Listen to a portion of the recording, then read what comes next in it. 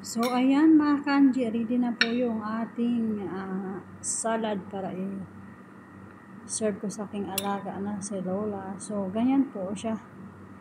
Ang in-slice ko dyan yung dahon ng radish, pipino, kamatis, at saka meron tayong papaya, isang banana, 3 orange, o diba? Yan po yung pagkain ni Lola mga katsawa, mga kaanji pala. Mali ako eh. So, ayan, nag-slice ako dito ng bell pepper, pipino,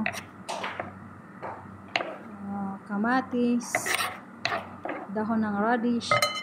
So, ganyan po siya mga kaanji. Yung pag-slice natin sa ating salad.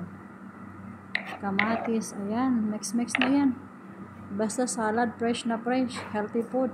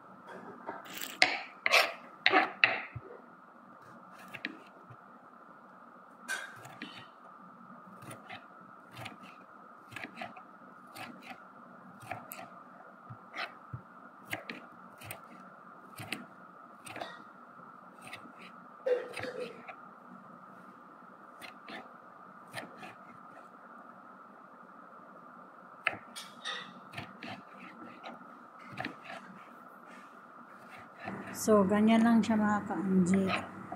Simpleng-simple lang yung last na slice ko is kamatis. At saka i-mix ko yan doon. Pag serve ko kang Lola, lagyan ko ng bell pepper, asin, mint, olive oil. So, ganyan lang siya pag timpla. Kaya ayan mga kachabi.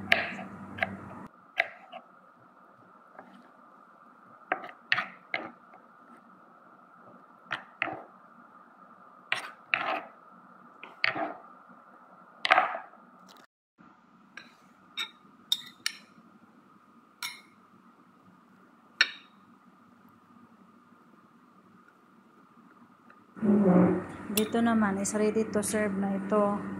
Kaya nilagyan ko na yan ng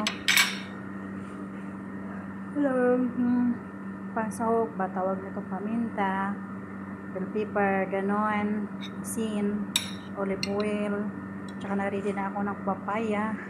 Ready to serve na yan. 3 orange at isang banana. Wala na kasing ibang banana. Yan lang. So, yan lang po muna yung vlog natin for today. Thank you for watching mga kaanji, and bye-bye. See you next vlog.